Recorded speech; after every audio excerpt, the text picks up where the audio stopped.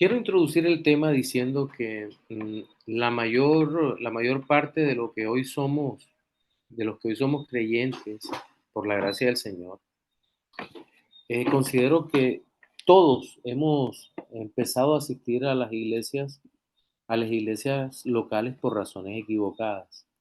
Por ejemplo, hemos buscado el alivio a una pena, el consuelo para la ansiedad o la depresión. Hemos buscado la sanidad de una enfermedad, le hemos pedido a Dios que nos dé un empleo, otros han pedido una esposa o resolver un problema que los aqueja en la familia. Y mejor dicho, hay una lista enorme de circunstancias que hacen que nos acerquemos a la iglesia, pero por razones totalmente equivocadas. Pero a pesar de esto, la verdad es que la gracia soberana de nuestro Dios nos alcanzó, aun cuando nuestra situación, nuestro acercamiento a Dios no fue el mejor. Y es probable que algunas personas lleguen hasta nosotros como consejeros por cualquiera de estas razones erradas, debido a que ninguno puede llegar a Cristo a menos que Dios lo traiga. Y quiero citar 2 textos. El primero, lo pueden buscar en sus Biblias, Juan 6:44. Dice: "Nadie puede venir a mí si no lo trae el Padre que me envió, y yo lo resucitaré en el día final". Esa es en versión Biblia de las Américas. Y en Mateo 19:21-22 dice: "Jesús respondió: Si quieres ser perfecto, anda, vende lo que tienes y dáselo a los pobres, y tendrás tesoro en el cielo.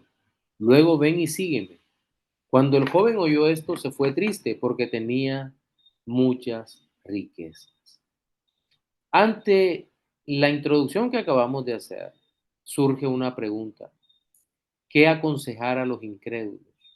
Bien, hay una serie de evaluaciones o de elementos que debemos tener en cuenta al momento de evaluar una consejería hacia un no creyente. En primer lugar, debemos tener en cuenta que los incrédulos tienen problemas verdaderos en su vida, problemas reales, y que son seres humanos que sufren, ríen, lloran al igual que los creyentes.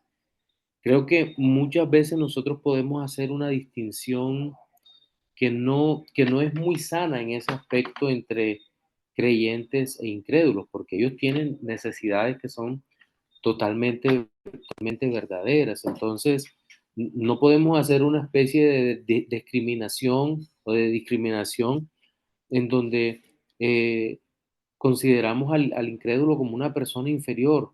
No, no, no. Nosotros estuvimos en alguna vez de nuestra vida en esa posición, y por la gracia del Señor hemos sido alcanzados. Entonces, muchos llegan a consejería por razones equivocadas, pero recuerde usted por qué llegó o cómo llegó usted a la iglesia. Y muchos de nosotros fuimos convertidos, pues, dentro de la misma iglesia. Eh, Miles de problemas, y es probable que el Señor no solucionara alguno de esos problemas o la mayoría de esos problemas, pero el Señor nos mostró que, como dice el segundo punto, que los incrédulos, al igual que nosotros, antes de creer, no sabíamos cuál es el principal problema del hombre. Y aquí es donde es importante que nosotros tengamos en cuenta esto. ¿Cuál es el principal problema del hombre? Y el principal problema del hombre, como la Biblia lo registra, es el pecado. Es que somos enemigos de Dios. Hasta tanto el Señor nos reconcilia en Jesucristo con Él. Es que nosotros no podemos simplemente pensar o llegar a creer que, eh, que si bien los problemas son reales, las situaciones de todos los seres humanos, lo cierto, lo ciertísimo en esta parte es que el principal problema del hombre es el pecado, pero es el problema que menos se aborda hoy en día con los no creyentes. Uno de los grandes errores de la iglesia actual es la iglesia tratando de solucionar los problemas sociales. Empecemos por los problemas comunes. ¿Cuáles son los problemas comunes de la vida? La ansiedad, la desesperación, la tristeza, las carencias económicas, materiales, eh, y un largo etcétera. Incluso la iglesia, nótese que durante todo el siglo pasado en Latinoamérica hubo una tendencia hacia el evangelio social. Las iglesias las veíamos haciendo brigadas de salud, las veíamos recogiendo ropa para dársela a los pobres, en Navidad recogiendo regalos, en fin, una cantidad de cosas que tienen que ver con evangelio social, pero se desenfocó sobre el problema principal que se soluciona a través de la predicación del Evangelio. Entonces, si nosotros nos desenfocamos como consejeros, podemos tratar de resolverle la vida aquí y ahora de manera existencial al hombre y en últimas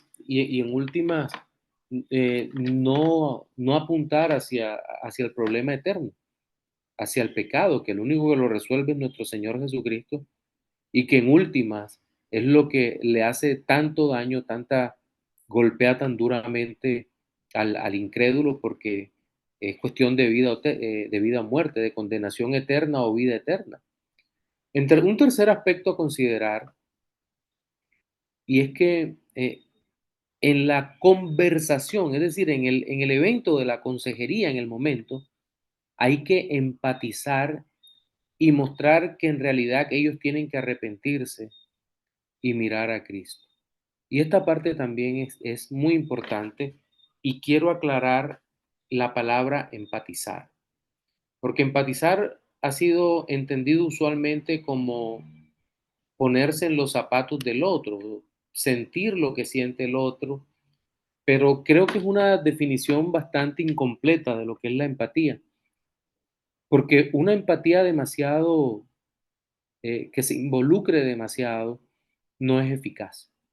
Y no es eficaz porque si los sentimientos, cualquiera que sean, de la otra persona, nos afectan profundamente como consejeros, tal vez no estamos listos para hacer una consejería adecuada. Por eso es que les decía que uno de los consejos que da el doctor Jay Adams en uno de sus libros, no recuerdo si en Preparados para Aconsejar o en el Manual del Consejero Cristiano, dice que siempre es mejor abordar la consejería acompañado, no solitario, sino acompañado. Sabemos que hay momentos en donde la consejería solitaria no se puede evitar, pero en la medida de lo posible, estar acompañado. Entonces, eso es importante. Entonces, en medio de esa simpatía de que mostramos con el no creyente, hay que enseñarles la realidad. Y esa realidad fundamental es que ellos tienen que arrepentirse y mirar a Cristo. Que entiendan que su problema fundamental no se soluciona si consigue trabajo. Qué bueno que una persona consiga trabajo, qué bueno que pueda sostener a su familia, qué bueno que pueda proveer para su casa. O si una persona tiene problemas serios emocionales, qué bueno que el Señor pueda darle consuelo, reposo en medio de esos problemas. Pero no es el problema fundamental. Tiene que arrepentirse y conocer a Cristo. Ahora, eso nos lleva al cuarto aspecto y es que el problema sigue siendo importante, cualquiera que sea el problema. Relaciónelo con el punto uno. El problema va a seguir siendo importante. Hay que ser responsable y advertir que es muy probable que la situación no sea resuelta. Este es un punto que seguramente los creyentes entendemos, pero tal vez los no creyentes no, porque los creyentes estamos llamados a tener paciencia, a ser cuidadosos con nuestra vida, a ser prudentes y como que entendemos que tal vez una situación no se pueda resolver de forma inmediata. No es decláralo y tenlo, no es por fe lo vas a tener, no, ¿quién lo dice? No, un momento. Pongamos el caso de una persona que tiene un problema grave de falta de empleo y ya lleva varios meses o tal vez un año sin empleo, tiene todas las cuentas encima, tiene, no está bien económicamente, se ha deteriorado hasta su relación familiar y la tendencia es a buscar una respuesta inmediata. Es que yo necesito una respuesta inmediata y entonces ahí es cuando aparece muchas veces la irresponsabilidad y la persona, viene alguien y le dice, es que por fe el trabajo es tuyo, pero, ajá, y si la voluntad de Dios no es darle un empleo enseguida, de hecho puede darse el caso que tal vez incluso tenga que salir del país, en fin, son situaciones que pueden ser reales y que es probable que la situación no sea resuelta. Y eso hay que hacérselo ver a las personas que están siendo aconsejadas. Entonces, la verdadera solución del problema muchas veces, las soluciones reales, verdaderas, las personas no la desean escuchar. Puede pasar eso, puede ocurrir eso. Por ejemplo, la honestidad cristiana debe llevar a mostrar la verdadera respuesta del problema fundamental del hombre. ¿Cuántos de nosotros estamos dispuestos a decirle a, un, a una persona que llega hasta nuestra casa lo que le dijo el Señor Jesucristo al joven rico? Si un joven rico llegase por lo menos en el caso de los que somos pastores, a la puerta de la iglesia y lastimosamente muchos no lo miran como un ser humano con problemas, con la necesidad de arrepentimiento, sino que lo ven como un potencial ofrendante y eso termina haciéndole daño incluso al que aconseja. ¿Estamos dispuestos a decirle como al Señor Jesucristo, conoces la ley?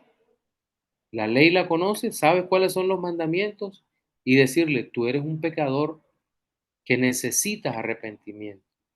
No dormirlo para que esta persona permanezca muerta dentro de la iglesia y felices porque da dinero, sino confrontarlo con su realidad.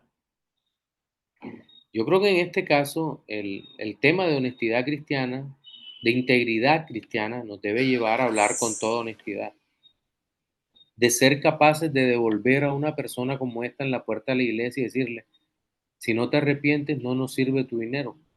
Si no te arrepientes, tu problema va a seguir empeorando, porque tu problema no es que tengas o no tengas, tu problema es que estás muerto en tus delitos y pecados. Entonces, el problema acá es presentar la verdad. La verdad va a afectar. En segundo lugar, debemos ser cuidadosos cuando detectamos lo que el incrédulo desea escuchar. Y esto es un problema común. Muchas personas llegan a consejería deseando oír unas palabras bonitas sobre sí. Por eso es que el falso evangelio, que no empieza la predicación con el arrepentidos porque el reino de los cielos se ha acercado, que debería ser el inicio de una consejería adecuada con un no creyente, ¿verdad? Tu problema es que no conoces al Señor. Ese debería ser el problema fundamental. Entonces, muchas veces el incrédulo, ¿qué desea escuchar? Tu matrimonio se va a arreglar, tu empleo ya viene, la sanidad no se tarda, y un largo etcétera, largo etcétera. Muchas cosas desean escuchar, pero si no predicamos el Evangelio, todo eso no tiene ningún sentido. Y aquí viene el punto 3, que es muy delicado, y es que las falsas promesas no son parte de la consejería bíblica. Voy a repetir esa parte. Las falsas promesas no son parte de la consejería bíblica. Oferta de sanidad, empleo, prosperidad, éxito. ¿Por qué no es parte de la consejería bíblica? Porque estamos hablando del futuro y el futuro se encuentra únicamente en manos de Dios. ¿Qué tal el apóstol Pedro predicándole a Simón el mago o recibiéndole el dinero y haciéndole promesas? No, le dijo, no, no, tú, te veo que estás lleno de amargura. Tu dinero perezca contigo. Entonces, ese es un punto que nosotros tenemos que ser y espero que en esta parte no solo estemos dando unos elementos que son adecuados para la consejería, sino que también estemos siendo confrontados nosotros como consejeros, que nosotros estemos eh, viendo la realidad y aterrizando en esta parte que es dura y en donde necesitamos volvernos al Señor de todo corazón para que tener una consejería efectiva. Ahora, pasemos al tema de los que son los tan nombrados problemas reales. Entonces, muchos quieren soluciones reales a problemas concretos, pero la pregunta es, ¿la redención no es una solución real para el hombre que se encuentra realmente perdido? Claro que sí. Los problemas reales no solo son los problemas materiales, los problemas espirituales son los problemas más reales a los que se enfrenta el hombre.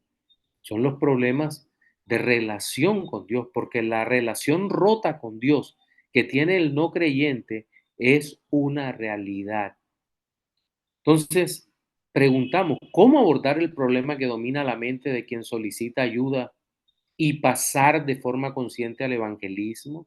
Es decir, vienen a ti, que eres creyente, quien se acercó debe estar dispuesto a escuchar, de otra manera no tiene sentido la consejería.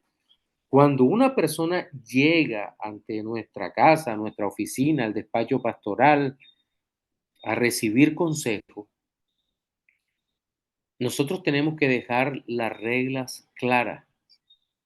Y una de las preguntas que tenemos que hacer en consejería es, ¿estás dispuesto a hacer la voluntad de Dios? Seguramente van a responder que sí, pero nuevamente hay que plantearles la interrogante de manera clara. ¿Entiendes que es muy posible que te voy a decir cosas que no vas a querer escuchar? ¿Estás dispuesto, si por a través de la escritura te doy la palabra de Dios, a hacer la voluntad de Dios, a dejar aquellas cosas que en determinado momento pueden estarte afectando de una manera terrible, dispuesto a romper con tu pecado? Y fíjense algo, aquí hay problemas morales muy serios que nosotros podemos detectar, tal vez no en una primera sección de consejería, pero tal vez sí en sesiones seguidas. Por ejemplo, el pecado de orgullo. Nadie está dispuesto a reconocer el pecado de orgullo, porque es una de las cosas que mejor se esconde. Incluso el orgullo se disfraza de humildad, que sería el contrario, el, la virtud que es contraria al orgullo, ¿verdad? Ese es un punto terrible. Miren, alguna vez decía el pastor Sugel en una reunión con pastores, nos decía, miren, yo he visto muchas personas que confiesan pecados, que van a consejería por pecado, pero yo nunca he visto uno que llegue diciendo, pastor, yo tengo un problema, que soy chismoso.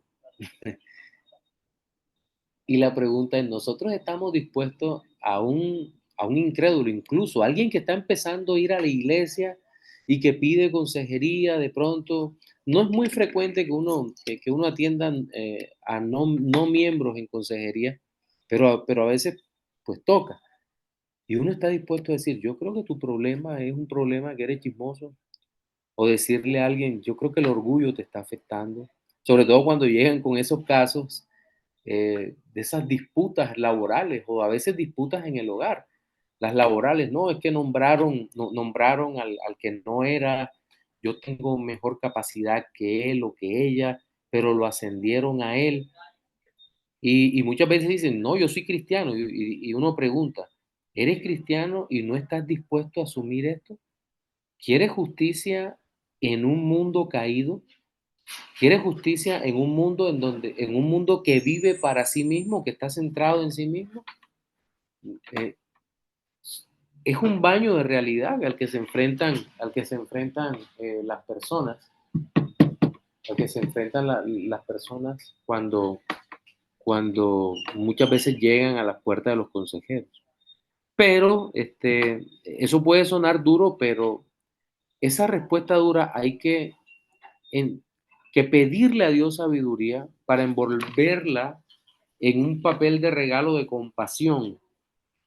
Debemos mostrarnos compasivos en medio de las consejerías a los no creyentes. Y en esta parte estoy seguro que esto puede marcar la diferencia entre querer escuchar o no hacerlo. Vayamos al caso concreto. Hay una situación en donde eh, llega el no creyente, llega a nuestra casa. Nosotros como ministros asesoramos, vamos allí y detectamos el problema de orgullo. Ahí está, problema de orgullo, mira. ¿Cómo se lo decimos? Esa es la parte compleja. ¿Cómo hacemos para abordarlo en ese momento? ¿Qué le podemos decir? Porque si irrumpimos diciéndole enseguida, es que tú eres un orgulloso y tu corazón, no, no. La confrontación es importante acá. Y podemos empezar por algo así como, he notado en la conversación que has hecho un énfasis muy fuerte sobre ti mismo. ¿Te diste cuenta de eso? Eso puede crear resistencia en el momento. No, yo. No, no. ¿No será que hay un problema en tu carácter que está afectando? Y eso opera para creyentes y para no creyentes.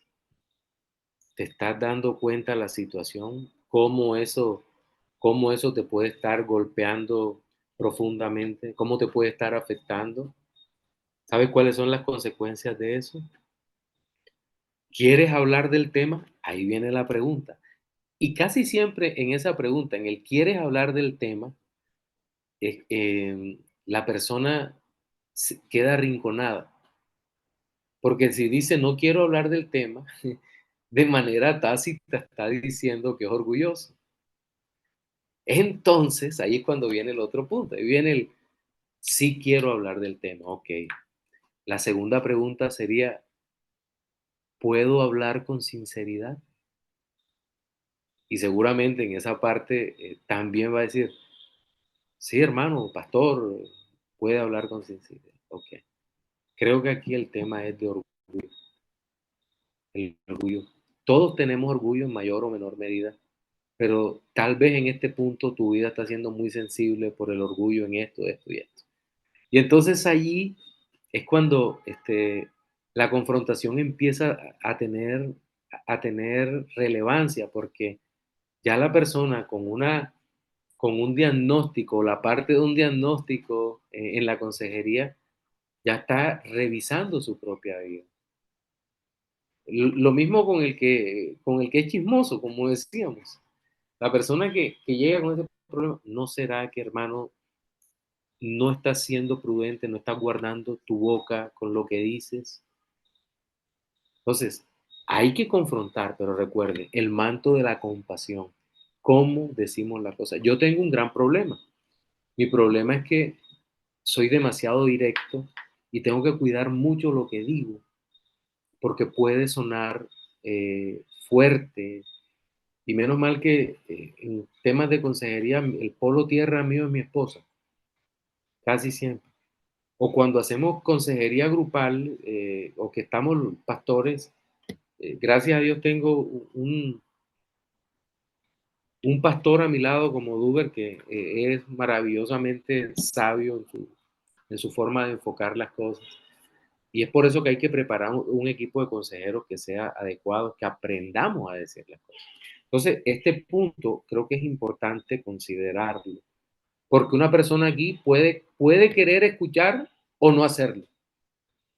Podemos ganarlo o perderlo. Otro aspecto a considerar es la consejería y la gracia común. Bien, con relación a los incrédulos, las ciencias sociales y las neurociencias pueden ser de cierta utilidad para los no creyentes. Son parte de esa gracia común que puede brindar alivio, pero estoy convencido que no soluciones definitivas. Y lo sabemos, algunas veces hay algunos consejos acertados, ¿verdad?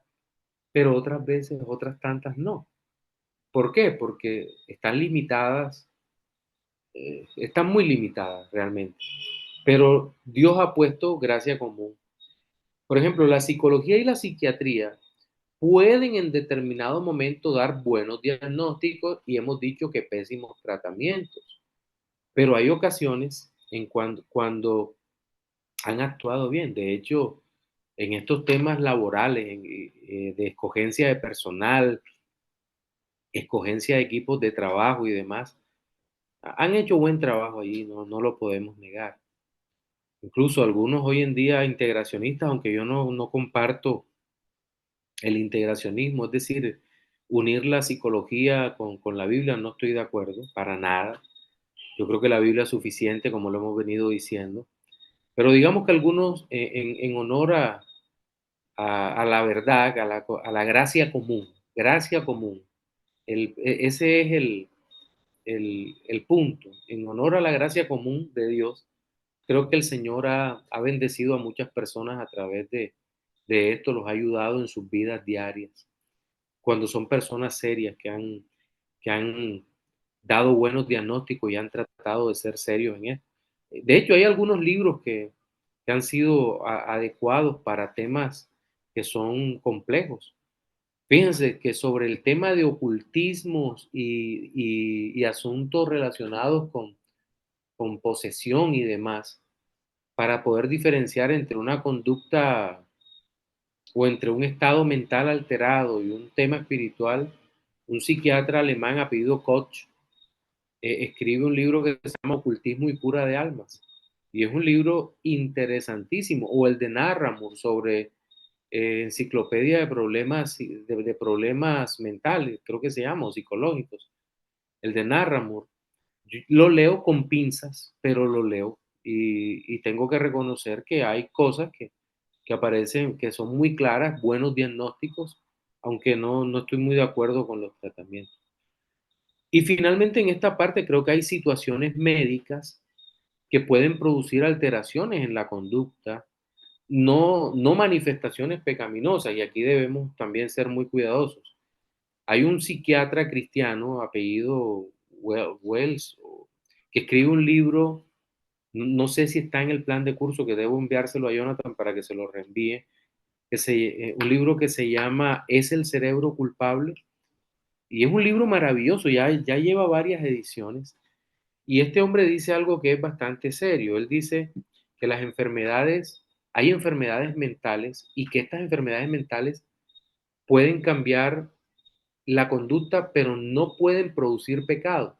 Es decir, una persona esquizofrénica no va a ser malvado, o una persona totalmente loca no va a ser malvado por la sola patología de ser loco, sino que esa persona lo que está haciendo es una expresión de su maldad. Les pongo un ejemplo para ser más claro aquí. Por ejemplo, a veces decimos, esta persona está loca, ¿verdad? Es el término coloquial que se utiliza para una alteración de la mente.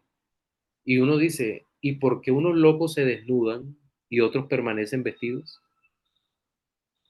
¿Por qué razón uno rompe las vitrinas y el otro no las rompe? Porque la enfermedad no manifiesta una conducta pecaminosa, el pecado es lo que está detrás. Porque una persona con locura se arroja a pecados sexuales mientras que otras no. ¿Dónde está el problema que nos enfrentamos? Es que la enfermedad no es el pecado. Entonces, lo que nosotros necesitamos entender acá es que hay situaciones, alteraciones médicas que pueden alterar la conducta, no hacer que se manifiesten pecados. Pero regresando a esta sección, y en la parte final, hablando de los incrédulos, ¿qué pasa si no escuchan el Evangelio? Miren, aquí no los voy a desanimar, pero esto es una realidad a la cual se van a enfrentar. Es muy frecuente, atentos, muy frecuentes que un incrédulo no escuche el Evangelio y se vaya triste. ¿Y cuál es la razón? La razón para eso es que seguramente dijimos lo que no querían oír. Esto es bien sencillo. Dijimos lo que no querían oír. Y esta persona se va. Tal vez en un acto reflejo se levanta y se va, o puede decir, hermano, muchas gracias, qué linda la sesión. Y después en su mente dice, yo aquí no vuelvo más nunca. Yo no vine para que me dijeran eso. Y tú dices, pero ¿cómo así? ¿Qué pasó aquí? No, lo que pasó es que no querían escuchar. ¿Recuerdan el pasaje del joven rico? ¿Qué quería oír el joven rico? Si hubiera sido un pastor actual de la prosperidad, lo he dicho varias veces, el joven rico era el candidato perfecto para ser miembro de una iglesia. Un joven rico con una religiosidad profunda. Todos los mandatos los he guardado desde mi juventud. Okay. Lo hubiera dicho el pastor actual. Repite conmigo esta oración de fe y ven, hazte parte de la iglesia. Wow. Me lo encontré, vino mandado del cielo y este es uno de los que sostiene económicamente la iglesia.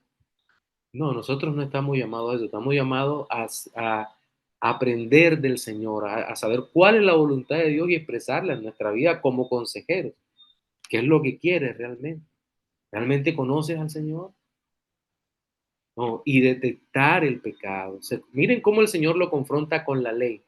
La ley nos va a ayudar a confrontar a los incrédulos en las secciones de consejería, porque siempre se va a estar violando un mandato o una serie de mandatos. Van a llegar a nuestra vida.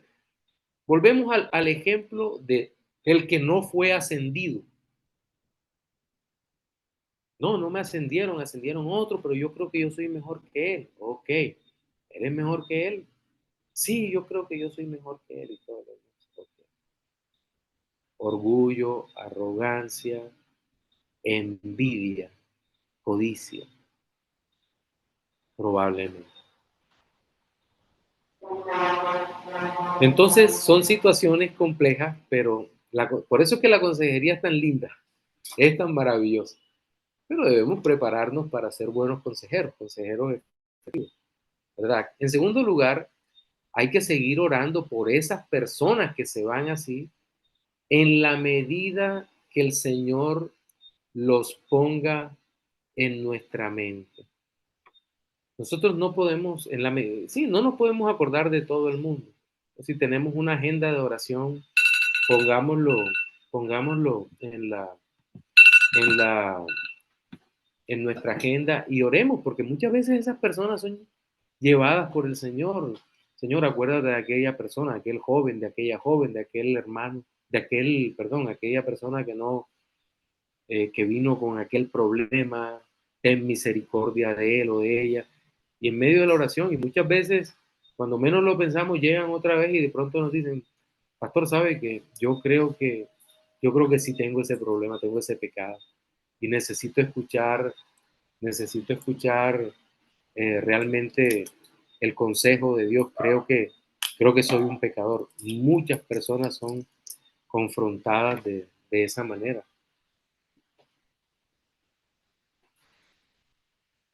Son confrontadas de esa forma. Y eso es importante entonces tenerlo en mente. En tercer lugar, hay un problema real de religiosidad y es que yo creo que el 90 y tanto por ciento de las personas que llegan a consejería que no son creyentes creen que conocen a Dios. Llegan y lo más común es, no, pastor, pero es que yo le pido mucho a Dios. No es que yo asisto a misa, es que yo voy a la iglesia evangélica que queda por la casa. es que yo sí soy un creyente. Y esa, yo creo que es una de las cuestiones más difíciles de abordar, el tema de la religiosidad. Recuerden el caso de los fariseos. Los fariseos estaban profundamente convencidos de que eran justos ante Dios. ¿Y qué pasó con esa gente? ¿Qué pasó con los fariseos? Eran impíos, totalmente impíos, personas alejadas de Dios, alejadas del reino totalmente. Entonces, eh, ese es uno de los graves problemas que tenemos. ¿Cómo hacemos ver a una persona que está muerta en sus delitos y pecados, que está muerta solo por la gracia de Dios? Pero no podemos dejar de confrontarlos. ¿Y por qué? Porque muchos pueden ser llamados al arrepentimiento mucho tiempo después de la consejería bíblica. Mucho tiempo después de la consejería bíblica. Usted, creo que no solo es desesperado el que va por el consejo y quiere una respuesta inmediata a su problema. ¿Sabe qué es lo peor? Que los consejeros cristianos somos desesperados. También queremos que la persona que llega a asesoría con nosotros con un problema así de grande se vaya con el problema solucionado y nosotros no dejamos que Dios actúe en su tiempo, en el tiempo de Dios, y que actúe conforme a su propósito, conforme a su plan. ¿Por qué? Porque Dios es el Dios soberano y Él es el que sabe cuándo, cómo, dónde y cuál es el método que va a usar para actuar. Mire, alguna vez me contaba un pastor amigo que un hombre de mediana edad, dice él que él iba regresando hacia su casa y el hombre iba hacia la iglesia católica, pero iba muy a prisa. Y ellos eran amigos y de pronto se encuentran y dice, ¿a dónde vas con tanta prisa? No, es que llegaron unos exorcistas españoles que tienen formación en el Vaticano y esas personas a través del divino niño echan fuera demonios. Y me dice el pastor que se quedó mirando al hombre y le dijo, ven acá, espérate. Tú me estás diciendo que Jesús, niño, hizo milagros en la Biblia. Dice que el otro se quedó así. Dijo, mira, el libro de Apocalipsis dice que el Señor reina, está sentado en su trono. Y el ministerio público del Señor, acuérdate que empezó como a los 30 años. Y el católico se quedó así. Y le habló tres o cuatro cosas más y ambos siguieron su rumbo. Pasaron unos meses, ni siquiera fue mucho tiempo, y una vez se vuelven a encontrar los dos y aquel hombre se lo queda mirando el pastor al otro porque lleva una Biblia en la mano. Dice, oye, en la iglesia católica usan Biblia así. Y dice, no, yo no, ya yo no asisto allá. Le dice, ¿y dónde estás yendo? Estoy yendo a la iglesia evangélica tal. Ah, ok. ¿Y eso quién te predicó? Tú. Tú. ¿Y en qué momento? No, ¿te acuerdas cuando pasó eso? Fue un breve tiempo y fui confrontado por el Señor.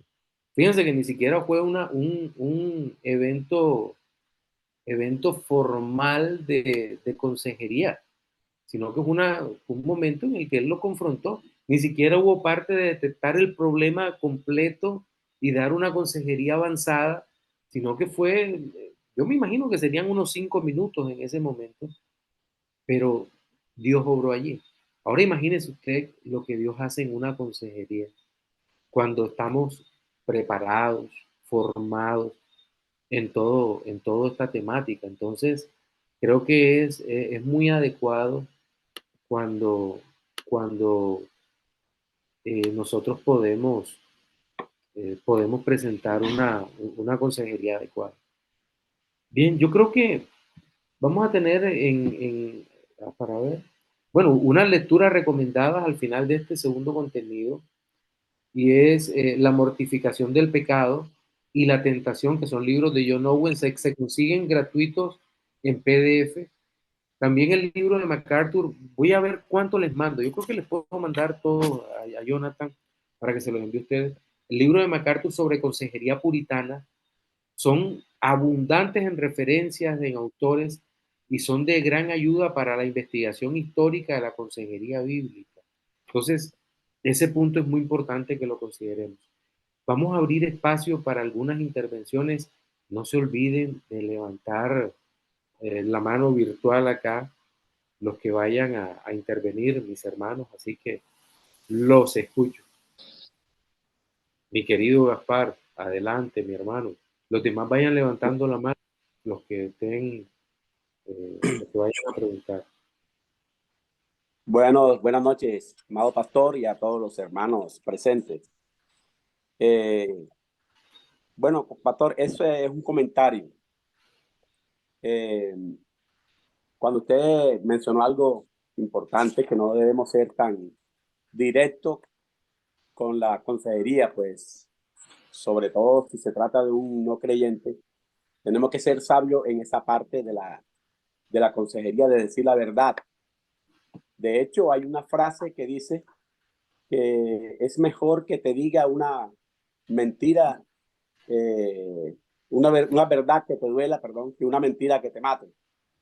Entonces, yo cuando siempre, de pronto me ha tocado a mí aconsejar, pero yo creo que a todos los hermanos presentes y la congregación en alguna forma, todos hemos sido consejeros, tanto en la iglesia como a la gente no creyente. Entonces, yo pongo el ejemplo del ángel que le escribe a la iglesia de Éfeso. Nosotros no podemos ser tan directos, como usted bien lo dijo, al señalar un pecado. Yo sé que el pecado es lo principal que hay que señalar, es el principal problema. Pero no tenemos que ser tan directos de empezar a señalar enseguida por el pecado.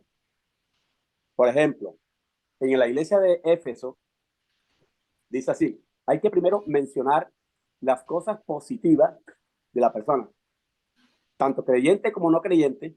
Estamos en el caso del no creyente. Una persona no creyente tiene muchas cosas positivas, muchas fortalezas. De hecho, también tiene muchas debilidades. Creo que más debilidades que fortalezas por el pecado. Entonces, el ángel a la iglesia de Éfeso empieza a mostrar las virtudes, las cosas buenas de la persona, antes de comenzar a señalar cuál es el problema, cuál es el principal problema, cuáles son sus debilidades, cuál es su problema. Entonces él le dice, yo sé todo lo que hace, conozco tu duro trabajo y tu constancia, y sé que no puedes soportar a los malos. También sé que has puesto a prueba a los que dicen ser apóstoles y no lo son, y has descubierto que son mentirosos. Has sido constante y has sufrido mucho por mi causa sin cansarte. Hasta ahí todo va bien. O sea, el aconsejado en ese momento, que es la iglesia de Éfeso, dirá, wow, me están alabando, están diciendo virtudes, cosas positivas. Pero entonces después viene, pero tengo una cosa contra ti, que yo no, dice, tiene, pero tengo una cosa contra ti, que ya no tienes el mismo amor que el principio. Hermano o persona no creyente, mira, yo sé que tú eres un buen vecino, yo sé que tú eres un buen trabajador, eres un buen esposo en tu familia, allá a nivel familiar, pero tengo que decirte algo, mi hermano. Esto que te voy a decir, yo sé que te va a doler un poquito, pero es para tu bien. Pero estás haciendo tal cosa, pero tienes que dejar el pecado, pero tal cosa. Entonces yo creo que esa es una forma que nos invita aquí la Biblia a cómo en una forma sabia y prudente no empezar de one, así como decimos coloquialmente, eh, sin tener en cuenta, digamos, o por ejemplo, hermano que va a evangelizar en una casa, entonces mira a un retrato de Jesucristo, de hecho lo tengo aquí atrás, oye, y es católico, o una imagen, entonces empieza, hermano, quíteme esa imagen. Sí. Yo he visto gente así.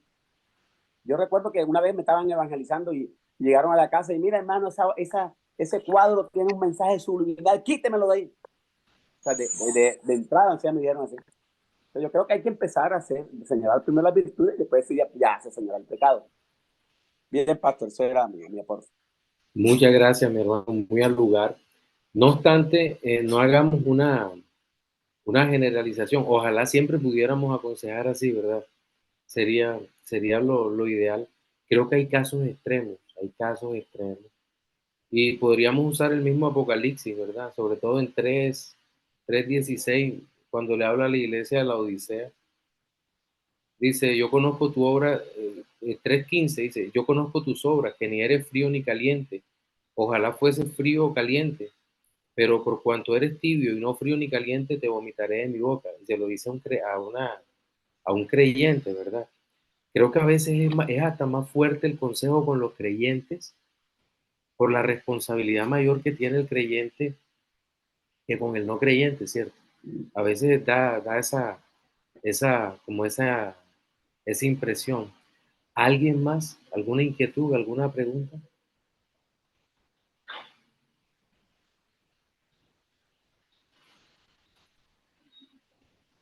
Este es el momento en que pueden interactuar.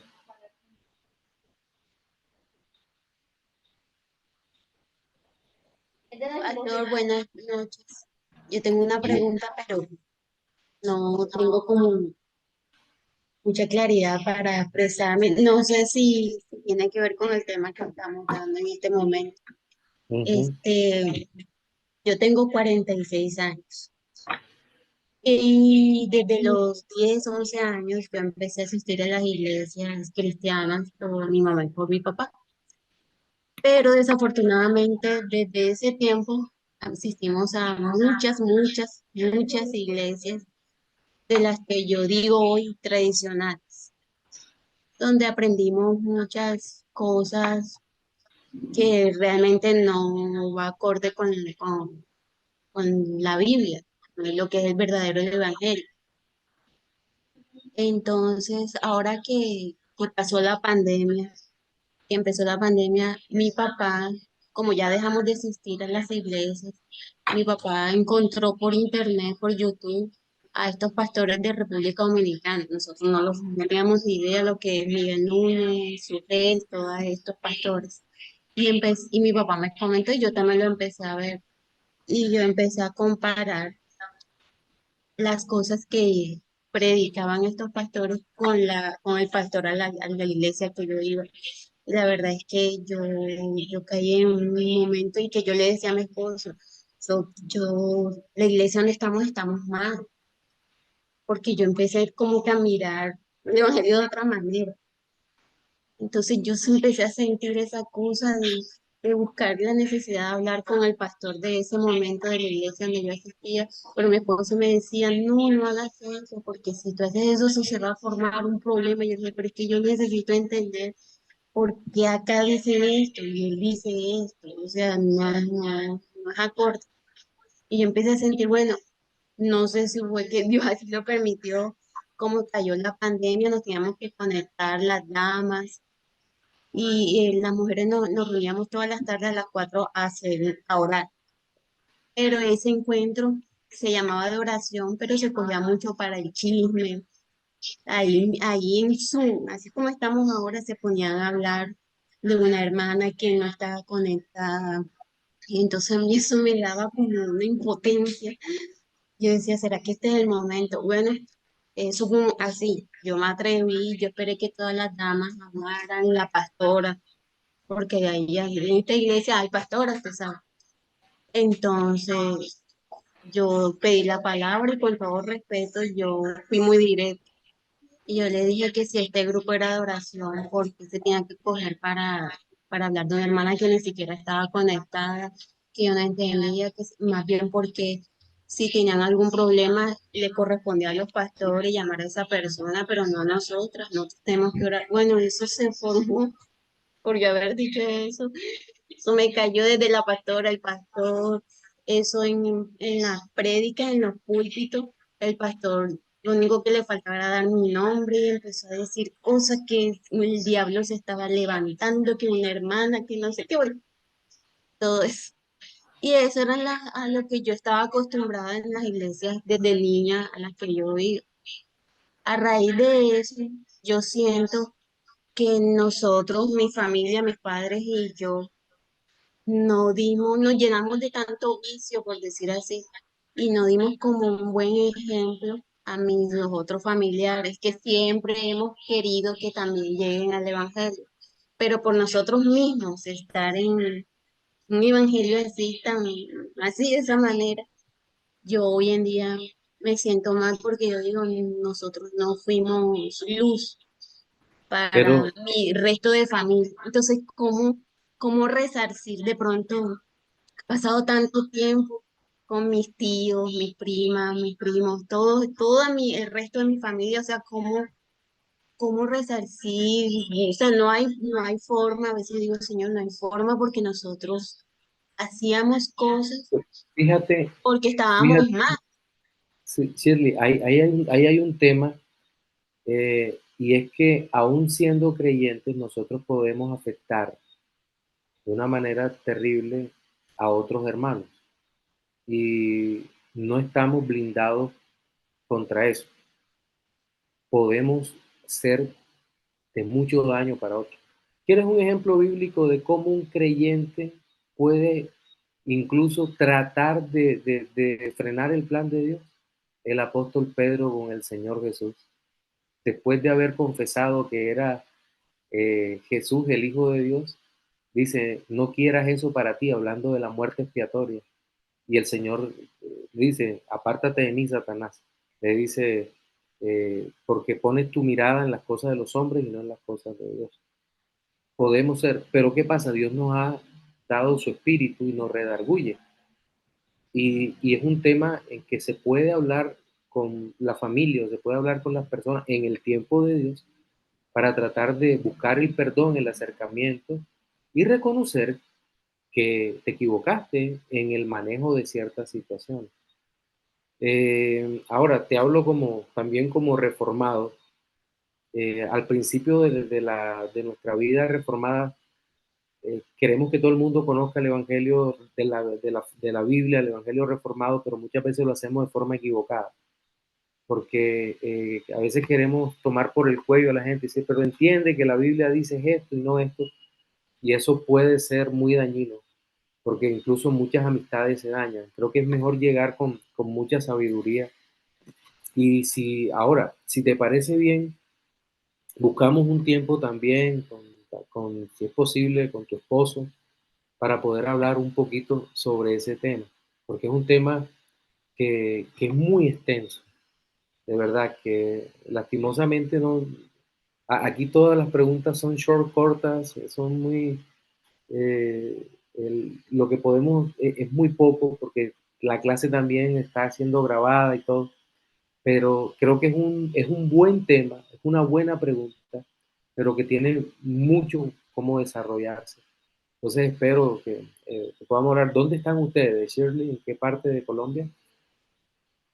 Aquí en Barranquilla, yo ya he Ah, ido a la iglesia, pero si no quieren estos días por temas de salud, de familia y otros problemas, no hemos ok, podido seguir asistiendo, pero a raíz de que cuando la pandemia se metió, nosotros empezamos a escuchar bastante palabras del ok, Evangelio reformado y fue ok, cuando, es como si se nos hubieran abierto los ojos, por decir así, y por ok. eso empezamos a buscar aquí en Barranquilla una iglesia con el Evangelio reformado y fue cuando los encontramos a Ah, ustedes. bueno, bueno. Entonces en la iglesia podemos conversar también. Dios Ah, permita. Claro que sí. bueno, Pastor bueno, Luis, ahí lo veo con la mano levantada, usted, su esposa. Mi saludo, pastor.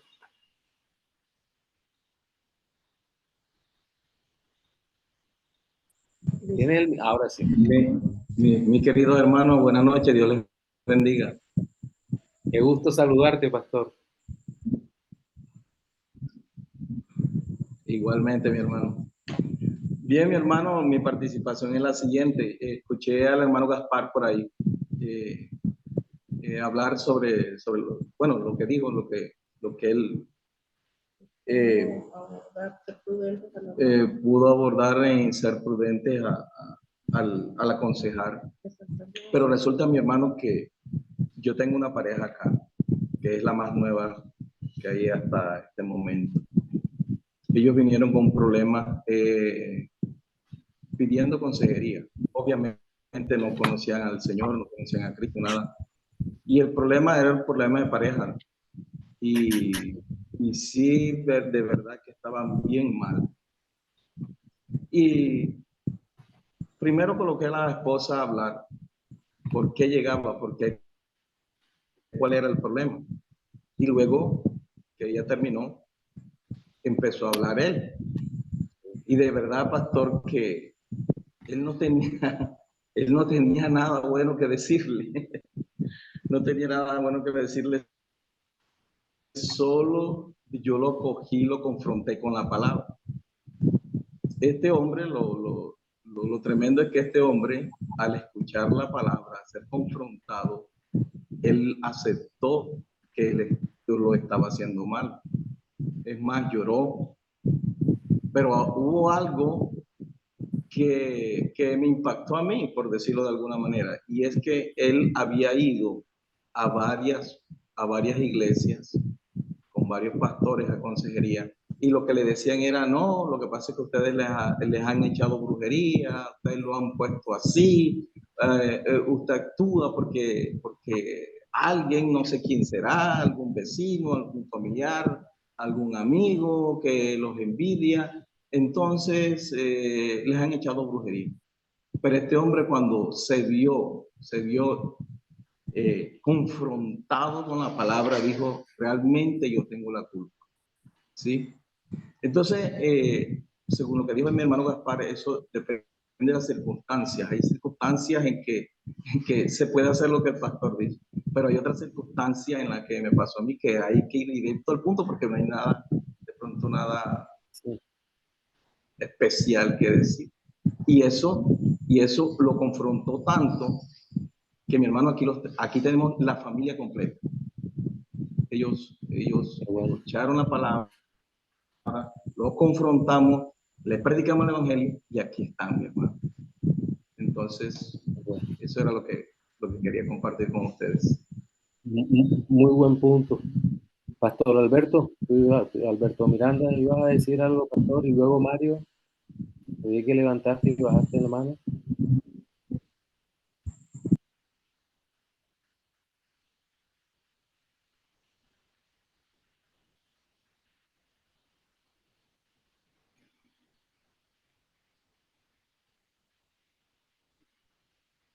Le damos paso a No, Mario, Alberto, y luego... Oh, ya, ok.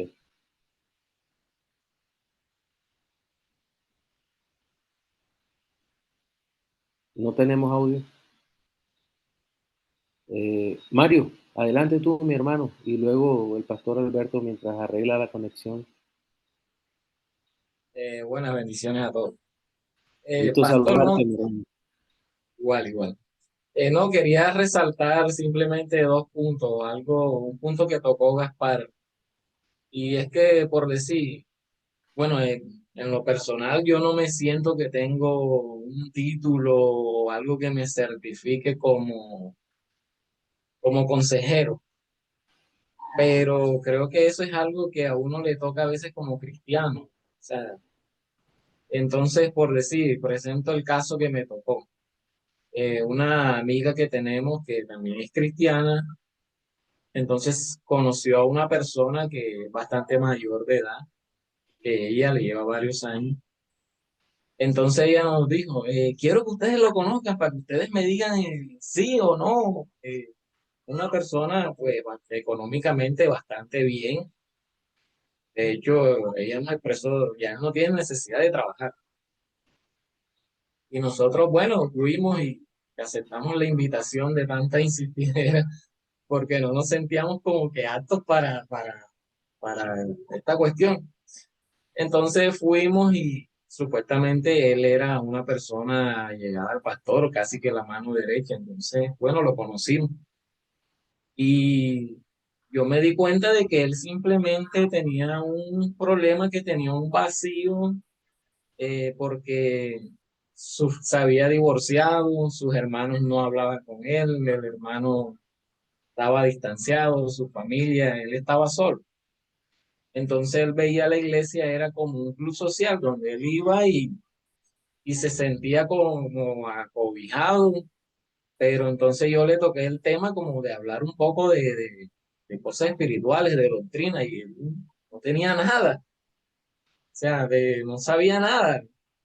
Entonces yo dije, no, pero es que él está buscando como llenar ese vacío, ve la iglesia como un club social, es decir, voy y me entretengo el domingo, los días de semana, como no tengo nada que hacer, voy a la iglesia.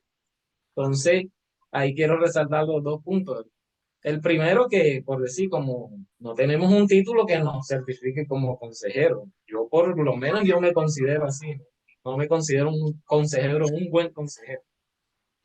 Y lo otro es que a veces vemos dentro de la iglesia que creemos que son personas ya nacidas de nuevo, pero en realidad necesitan es que se les presente el evangelio. Así es. Eso era lo que quería resaltar. Mario, muchas gracias. Muy amable por tu intervención. Sí, Pastor Alberto.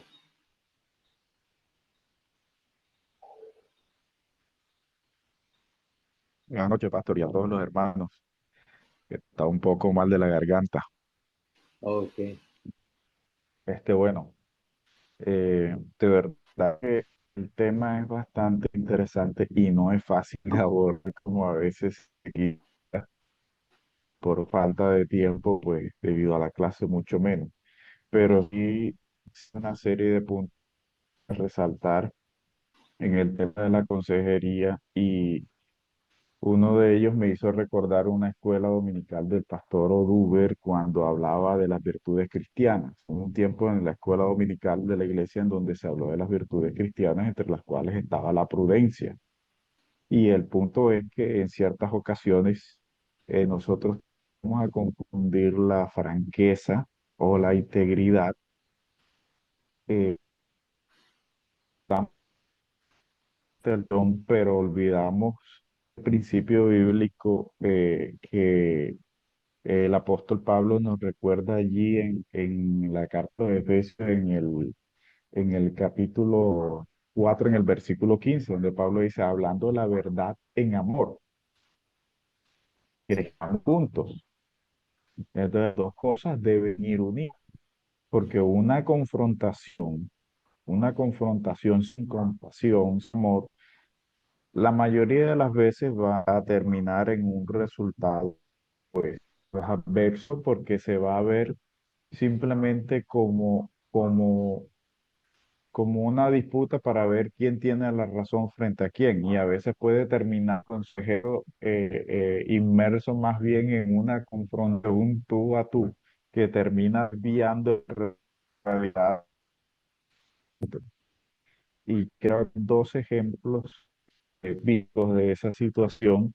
Uno, de hecho, como usted lo mencionaba, uno de tipo muy religioso, como el caso de donde vemos que una persona que tiene un face to face, como dirían por allí popularmente, con el Señor, y en donde el Señor le reacciona toda esa religiosidad a un punto que es el punto inicial de todo, y era su experiencia espiritual. Bueno, al fin de que es necesario, lo necesario es el nacer de nuevo. Y el arrepentimiento es necesario siempre para la sanidad, cualquiera que el punto que se esté tratando. El arrepentimiento termina siendo el punto imprescindible para la sanidad, sea de lo que sea. Como vemos ya en el otro caso, en un caso ya no de una persona tan religiosa, sino de una persona que tenía tal vez un problema de adulterio, como sugieren los comentaristas en el caso de la mujer samaritana. Vemos a una mujer como el Señor aborda conversación con ella. Y en ambas conversaciones, aunque hay confrontación, no se ve una confrontación tosca, no se ve una confrontación en donde se esté por el simple hecho de ver quién tiene la razón. No es una disputa por la razón, es una es el Señor guiando a las personas y mostrándoles en dónde se encuentran, cuál es su condición y en ambas aborda el mismo punto. En ambas la necesidad es el nuevo nacimiento, en ambas la necesidad es el arrepentimiento. Y yo creo que el punto de toda relación, el punto que sana cualquier cosa, es el arrepentimiento. No se puede eludir, porque es que casi siempre un consejero cristiano, incluso sea un creyente o sea un no creyente, da se dan se obvian cosas como esa. Ah, no, sí, el arrepentimiento se requiere. Dice, sí, pero sabemos que una cosa es el arrepentimiento que produce un cambio y otra cosa muy distinta es el mordimiento del momento que hay personas que lloran. Judas lloró y tiró las monedas de plata, pero luego fue y se ahorcó. Es decir, no hubo un cambio verdaderamente profundo. Ya, entonces, para concluir, la confrontación siempre debe estar redireccionada al punto de la experiencia espiritual, de la fe, eh, del arrepentimiento que lo sana todo, y que aunque debe haber, porque debe haberlo, debe haber un punto de confrontación, pero debe ser con compasión y debe ser con amor. De lo contrario, se podría estar agrediendo a la persona y como dice usted, se pueden presentar una serie de situaciones adversas que se van a presentar porque lamentablemente son ineludibles. No todo el mundo responde de la misma manera. Como decía el pastor Luis, bueno, en este caso la persona respondió, aceptó y todo eso. Ya, y muy bueno, pero lamentablemente no en todas las situaciones vemos eso, sino que puede pasar lo que usted decía, pastor. Que la persona se puede levantar toscamente y se va, sabe que no me interesa esto y lo puede dejar allí hablando y ni la mano le da para despedirse, ya, Sí. porque eso puede pasar. Ya. Eso era lo que quería anotar, pastor. Muchas gracias, Pastor Alberto.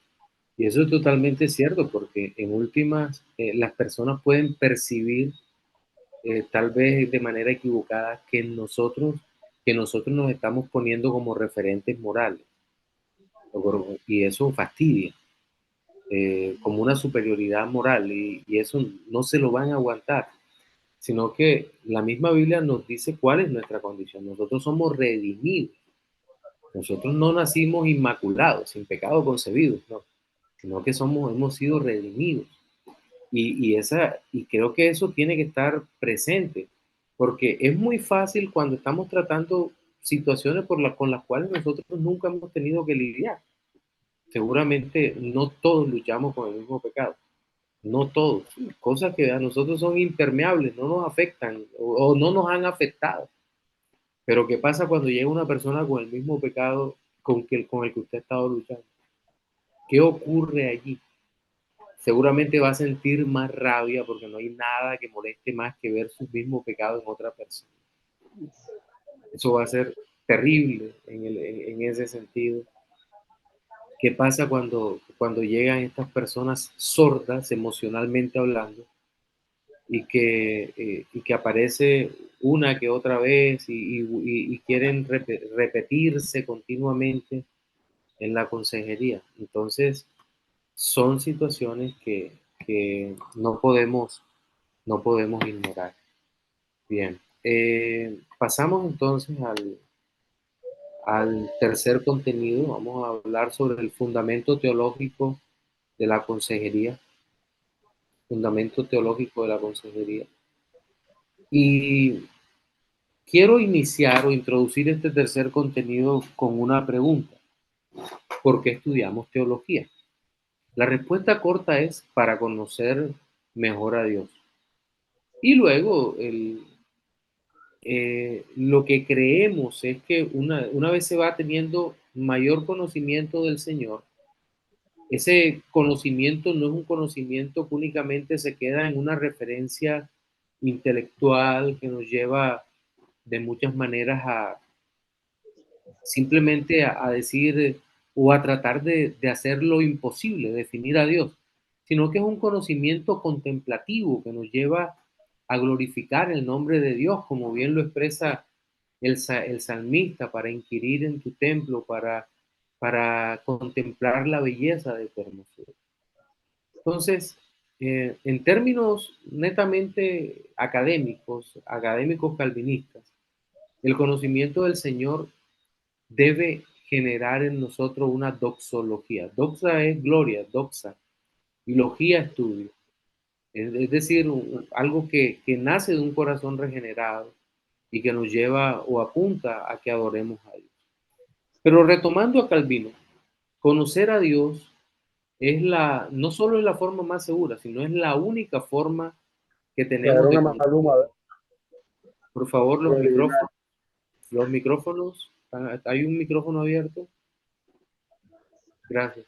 Entonces, conocer a Dios es la única, la forma segura de conocernos a nosotros mismos, pues hemos sido hechos a imagen y semejanza de Dios, pero también la Escritura nos dice cómo estamos constituidos. Es decir, que fuimos creados perfectos, pero el efecto del pecado sobre nosotros ha sido un efecto terrible, devastador, pero también la misma Biblia nos hace un claro énfasis en cómo Dios ha operado en nosotros la regeneración, en los redimidos, en los salvos, por el Espíritu Santo operando en nuestras almas.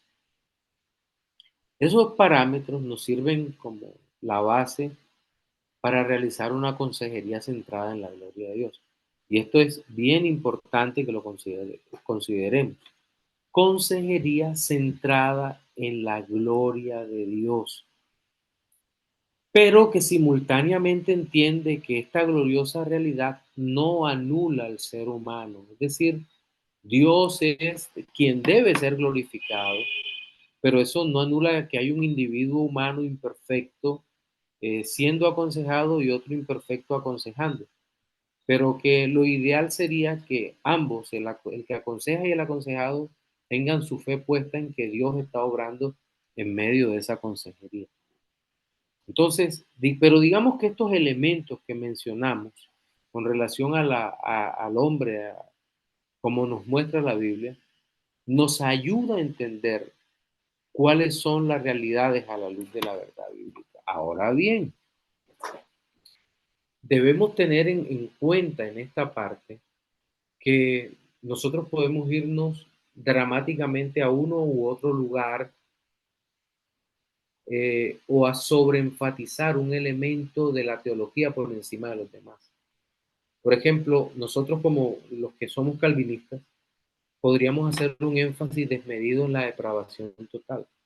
No, es que como soy depravado, sí, pero hay otra doctrina que te debe dar equilibrio a esa realidad dolorosa de la humanidad caída, y es que el hombre ha sido hecho a imagen de Dios y que el pecado no destruye ni alcanza a borrar totalmente la imagen de Dios en el hombre, sino que eh, aún entendemos que la caída produce un destrozo lamentable en el ser humano, pero no acaba con aquello que lo hace humano, es decir, con la imagen de Dios en él, con los atributos que Dios ha transmitido, los nubla, los oscurece, lo aparta de Dios, pero no lo termina por destruir. Más aún cuando el hombre ha sido regenerado, porque siendo el hombre regenerado, digamos que los atributos de Dios que Dios ha comunicado en nosotros empiezan a cobrar un mayor brillo. Y son esos elementos de dignidad que nosotros no podemos pasar por alto al momento de ser consejeros, de brindar una asesoría en consejería bíblica, en consejería espiritual. Entonces, es importante pensar en teología. No solo nos conduce a asuntos bíblicos que se desarrollan a lo largo del texto inspirado, sino que también ese conocimiento nos va a llevar a esa contemplación del ser divino, nos enfrenta a los atributos incomunicables de la teología propia, doctrina de Dios, pero ese estudio no se detiene allí. También lo que nosotros vemos en el estudio de la relación de Dios con el hombre, eso que llamamos antropología bíblica, cómo está hecho el hombre, y eso nos va a servir como una parte importante para tener una consejería bíblica adecuada, porque se está bebiendo de esa fuente teológica que es muy importante. La base bíblica para este contenido, yo creo que vamos a llegar hasta acá, porque no nos va a dar tiempo de desarrollar, sino hasta el día jueves que nos volvamos a ver. Pero hay unos textos que vamos a leer que son las cosas secretas. Deuteronomio 29:29. Dice, las cosas secretas pertenecen al Señor nuestro Dios, pero las reveladas son para nosotros y para nuestros hijos, para siempre, para que cumplamos todas las palabras de esta ley.